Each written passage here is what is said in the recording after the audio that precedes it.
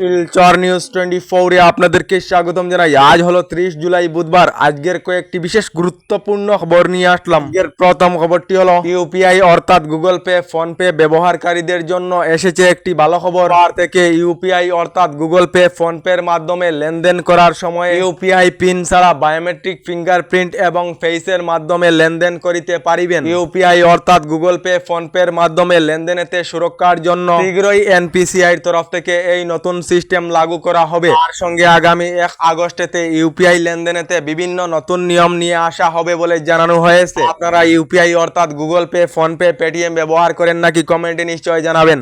এদিকে রাজ্যে উচ্ছেদ অভিযানে স্থগিতাদেশ গুয়াহাটি হাইকোর্টের তরফ থেকে দেওয়া হয়েছে। রাজ্যের উরিয়ামঘাটের উচ্ছেদ আগামী 7 আগস্ট পর্যন্ত বন্ধ রাখার নির্দেশ রাজ্য সরকারকে গুয়াহাটি হাইকোর্টের তরফ থেকে দেওয়া হয়েছে। তার সঙ্গে রাজ্য সরকারকে এ সংক্রান্তে জবাব দেওয়ার নির্দেশ গুয়াহাটি হাইকোর্টের তরফ থেকে দেওয়া হয়েছে। গতকাল রাজ্যের উরিয়ামঘাটের রেংমা বনাঞ্চলেতে প্রশাসনের তরফ থেকে বড় উচ্ছেদ অভিযান আরম্ভ করা হয়েছিল। এই উচ্ছেদ আপাতত বন্ধ রাখার নির্দেশ গুয়াহাটি হাইকোর্টের তরফ থেকে দেওয়া হয়েছে বলে খবর এসেছে।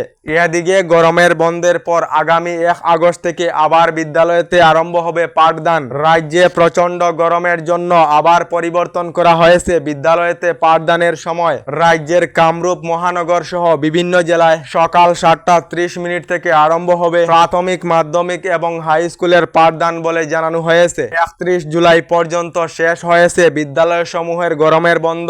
আগস্ট থেকে রাজ্যের বিদ্যালয় সমূহতে নিয়মিত পাঠদান আরম্ভ হবে বলে জানানো হয়েছে। এদিকে বরাক উপত্যকাবাসীর জন্য এসেছে একটি ভালো খবর। বাঙ্গারপাড় হারাং নদীর উপর বেইলি সেতু নির্মাণের পর গতকাল থেকে যানবাহন চলাচলের জন্য খুলে দেওয়া হয়েছে বলে খবর এসেছে।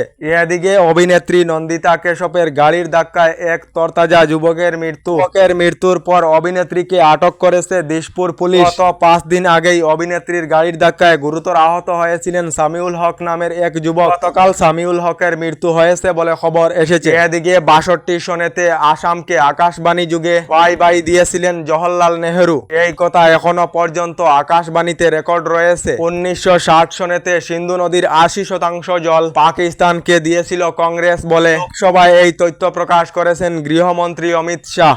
এদিকে জম্মু ও কাশ্মীরেতে পাকিস্তানি সেনার আক্রমণেতে মা বাবাকে হারিয়ে যাওয়া 22টি শিশুর দায়িত্ব নেবেন কংগ্রেস নেতা রাহুল গান্ধী। গতকাল এই 22টি শিশুর দায়িত্ব নেওয়ার কথা জানিয়েছেন কংগ্রেস নেতা রাহুল গান্ধী। এদিকে লোকসভাতে গৌরব গগৈর ভাষণ সম্পর্কে মুখ্যমন্ত্রী ডক্টর হিমন্ত বিশ্ব শর্মার প্রতিক্রিয়া। মুখ্যমন্ত্রী জানিয়েছেন গৌরব গগৈ পাকিস্তানের হয়ে কাজ করিতেছে। লোকসভায় গৌরব গগৈর ভাষণে তা প্রমাণ করেছে বলে জানিয়েছেন মুখ্যমন্ত্রী ডক্টর হিমন্ত বিশ্ব শর্মা।